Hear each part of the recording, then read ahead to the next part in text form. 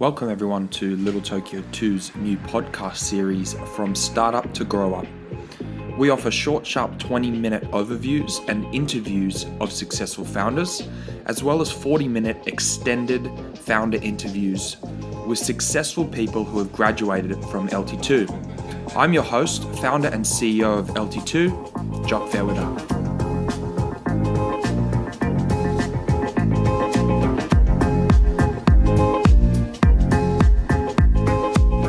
Welcome to this week's episode of From Startup to Grow Up. This is Jock Fairweather, CEO and founder of Little Tokyo 2, and your host.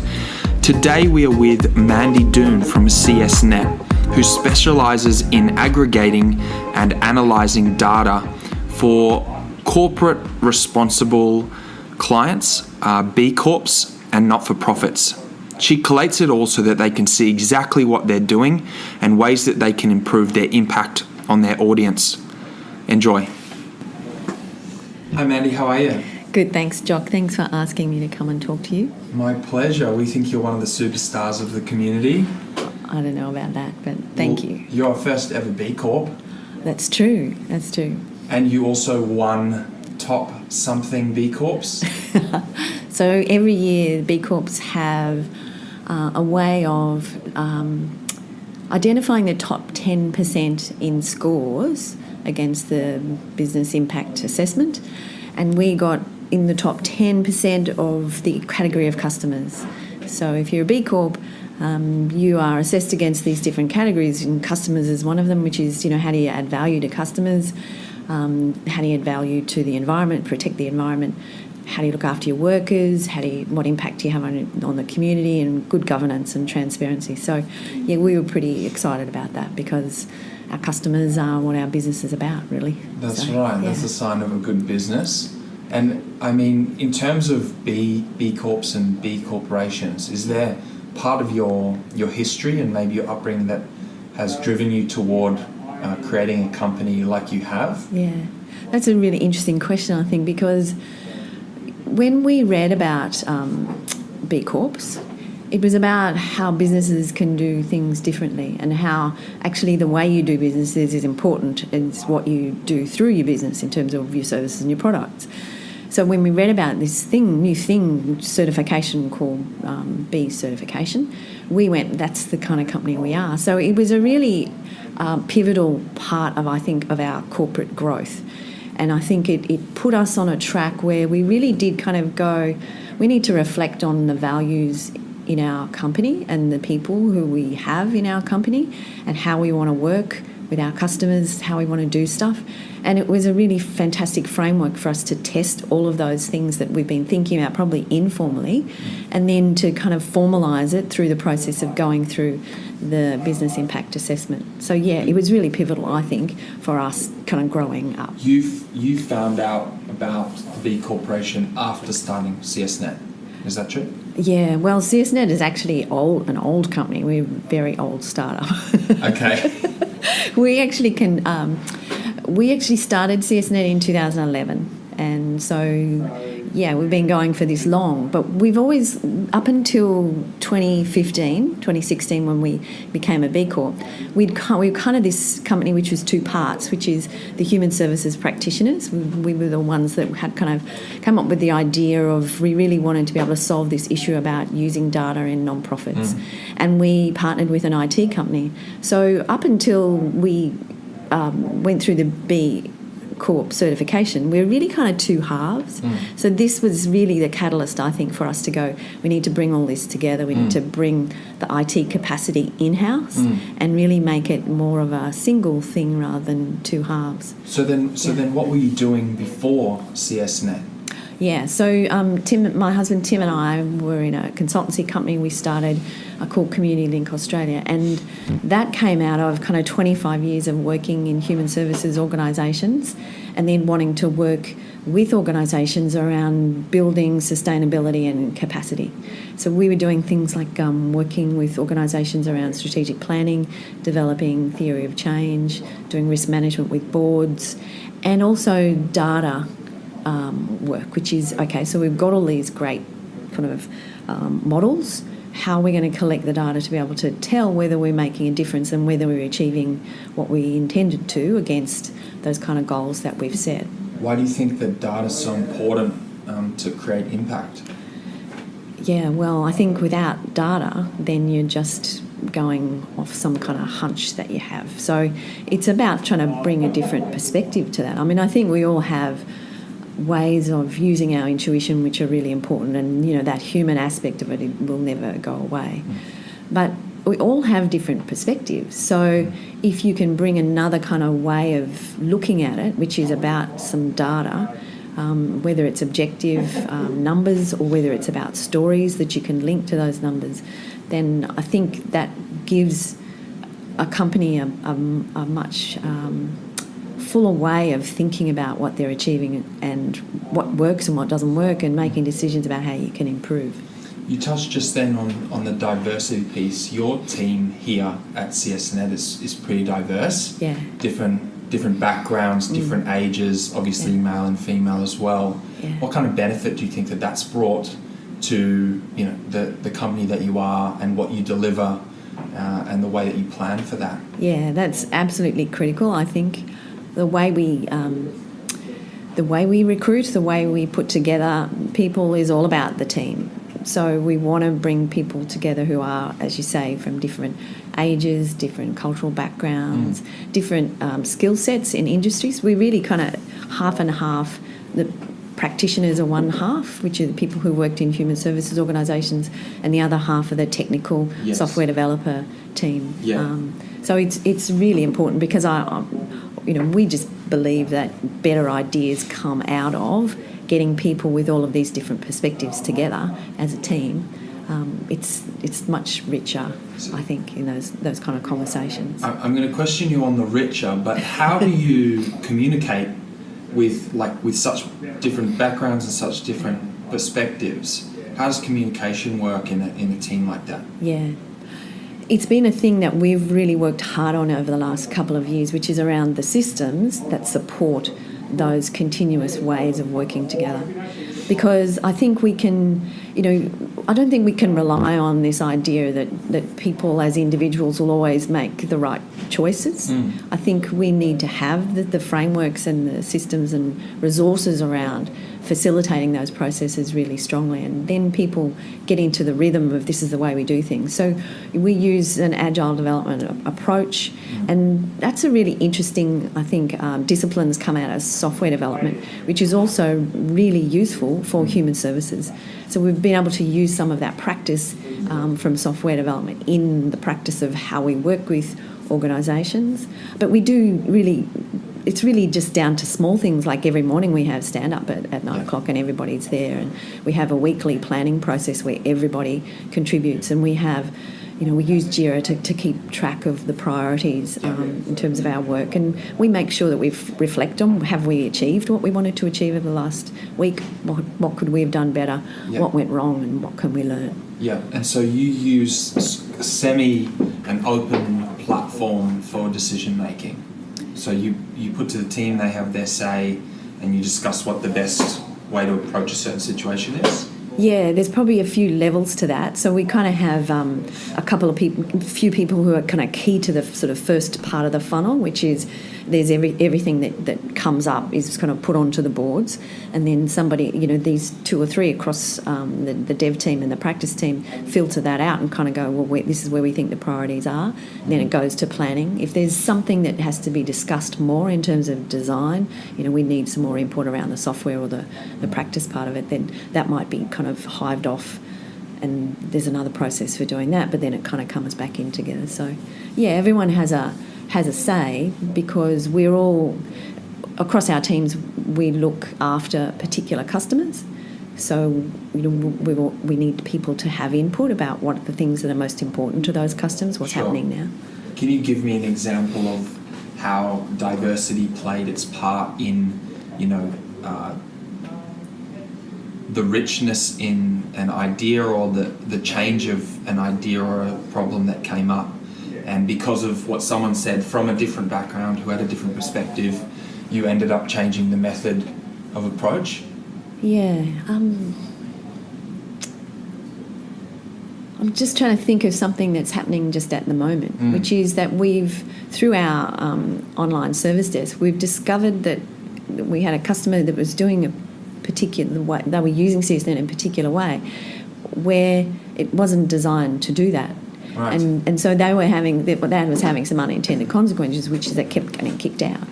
Oh, right. Yeah, that's right. We were going... Was that you kicking them out? No, they were kicking themselves out, yeah. And we'd never seen this before, and we kind of went, oh, wow. And we talked to them, and it took us a little while to work out what was happening, but we worked out that that was what it was, and we kind of hadn't realised that somebody could have tried to do it that way.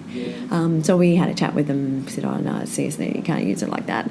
And then just recently... You can't use it like that? No, because, see, there's a cloud-based system where you're intending to work in a single browser at a time, and so you do your work, and it's looking for what you're doing and it's saving it as you go. But if you try and open up two browsers using the same logon and you're doing two things at the same time, the system, this is my really non-technical way of describing this, sorry, John. You do the communication, you're not the technical No, person. But it's kind of going, oh, hang on a minute, I don't know which bit to save, so it kicks you out of one of those versions that you're in. Did it save one? No, it wasn't saving either, yeah. So we'd never seen anyone do that before, and we kind of went, oh, anyway. Just this week it happened again, and we kind of went, are you doing this? And they went, yeah, we are.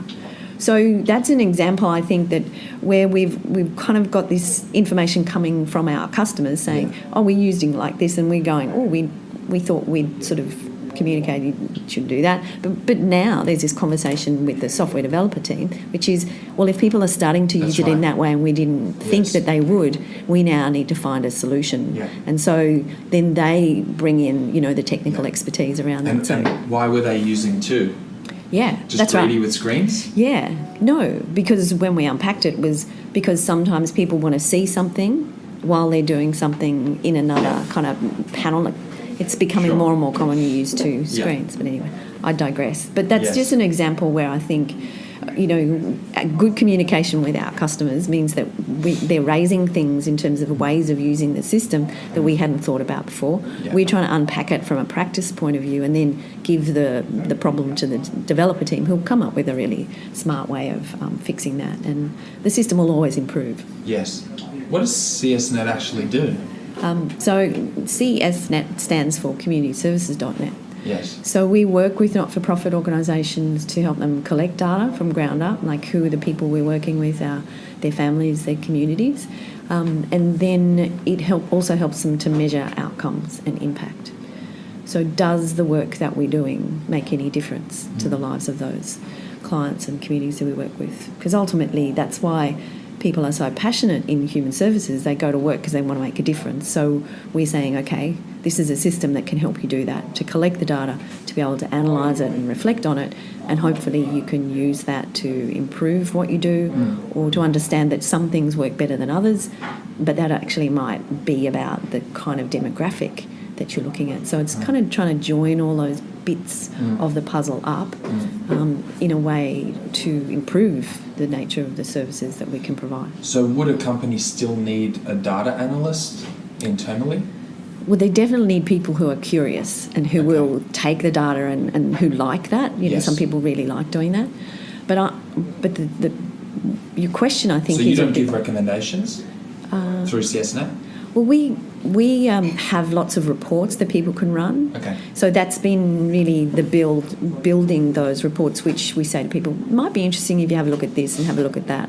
And more of those reports are built over time. I think the question that you ask, though, is a really interesting one, because we know in human services, the part which is about the capacity building and the resources part of that puzzle it's hard, because funders generally want to just fund direct service delivery. They don't want to fund the bit that they call admin. Well, admin is about the strength, I think, about those kinds of things, which is, are you collecting data? Can you analyse it? Can you report on it? Can you reflect on it? And so we partnered with QUT in 2015. We got some money through the Oz Industry Entrepreneurs Program, and we wanted to study with our customers, what makes a difference in terms of the implementation of CSNet, kind of before and after? What are the key things that where you'll end up having more benefit out of CSNet than others? And one of the key things that's coming out of that research, is fantastic that they're doing it with us, is that there is this role which is kind of practice, kind of IT, but neither one strictly or the other. Okay. And we don't really yet have a name for this role, but it's going to be absolutely critical for not-for-profits because it brings together those two disciplines and those perspectives and, as you say, the diversity to be able to reflect on the data and bring it into the way the organisation works. Could you give me an example of a company that you've worked with whom, through the data you've been able to show them, they've been able to analyse it and create some form of increased impact? Yeah, lots of our customers now are moving to measuring outcomes. So they've gone from measuring the inputs and the throughputs, which is, bed nights or how many services people got or how many hours you spent with them or, whether you gave them this kind of emergency support or another, to actually going, if we did this in terms of what we did and who we work with, and then we think about what the impact of that was, what's the outcomes, then that's collecting data in a different way. So, for instance, you might run a survey which says at the beginning, this is your position in terms of, or these are your circumstances, and then you do that again 3 months down the track or when somebody leaves the service and you do it again. And what you're trying to measure is change. What changed and what are the things that we can reflect on in the other data that we're collecting that might have actually had more of an impact than others. So, okay, but has someone recently or previously done work with CSNet, got a package or whatever you call it of data, and then used that information to iterate, and then 3 months later gone, previously we were acting like this and this is the outcomes or the sales we're making, whatever it is, and then 3 months later was XYZ because through CSNet we found ABC. Yes, because they're using the data in a way where they're going, this works better than that. So this is how we're going to go forward. We're going to look for funding. We're going to look for opportunities to do more of this because we know that works better than that. How come they couldn't collect or see that data before they were with you guys? Yeah. To be honest, I think it's partly the way that non-profits have grown over time, which is that fundings come in these kind of packages. So it's almost like if you do disability services, you get funding from this department, and the funding and the data is in that silo because the government department asks you to, put your data here. And then if you do some family services work, that comes from that department, you have to put that data there. So all of the data has been in these silos, verticals. And so the benefit of CSNet is that we can give them the horizontal view. So we can cut across all of the different silos and bring it together, because ultimately a client really very rarely comes to a service and gets one service and then that's it. They usually get more than one service across multiple programs. So this helps you to kind of see the client journey and to be able to reflect on that at different points in time. It's just joining it up. Yeah, that's right. And just making it easier to see. Yeah. And read. What has been the most difficult part of the journey for you with CSNet? I think that change for us from being two halves to a single organisation and bringing together the right team was really hard. And it's something you've got to really pay attention to all the time, I think, in terms of... Does that require like split and repair almost, right? Yeah.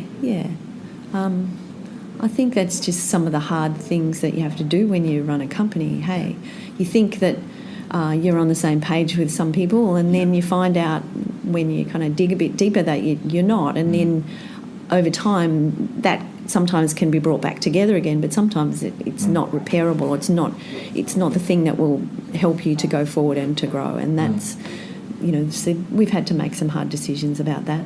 Yeah. Yeah. So if I were a not-for-profit or a B Corp and I wanted to analyse my data better, how could I get involved with CSNet? Yeah, you should ring us up or send us an email. And then we'd start to talk. Okay. Yeah. But for example, whatever programs and things I'm using currently, HubSpot is my CRM and Yeah. so on and so on, Yeah. so forth. What does it take to migrate or integrate with you guys? Yeah, we do a lot of that now. So, Okay. yeah, if you've got all your data in one place, then we can pull it across to CSNet. Or if you've got your data in multiple places, which is often the case, Yes. then we help you through that. You know, the developer team are really good Yeah. at that stuff, bringing data across and deciding, you know, whether you really need to bring the last 20 years of data across Yes. or whether actually, no, let's, you know, make a decision and say, let's What just... actually matters? Yeah, exactly. And what is the model for you guys? Is it like a subscription basis? Is it like a service?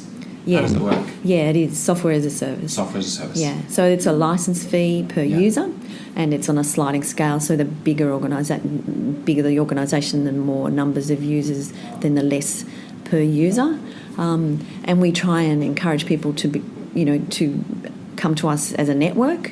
So if you say to, you know, you might be a little organisation, but if you're in a network of 4 or 5 others, what we say is we'll aggregate the user numbers, and we'll give you all a cheaper price for that. So for us, it's about trying to also just promote that whole way of working together and collaborating, Yeah. because these complex social issues have been around for a long time, and we think working together is the better way to try and solve that than feeling like you're competing all the time. We agree. Yeah. Thank you so much for your time today, Mandy. That Thank was you. awesome. Thanks, Jock. Nice to talk to you. And that's it for another week with our podcast series From Startups to Grow-Ups. If you enjoyed that, you can find out more about Little Tokyo 2 on www.littletokyo2.com, and you can find more of our podcasts on soundcloud.com/Little Tokyo 2. Thank you, and speak to you next week.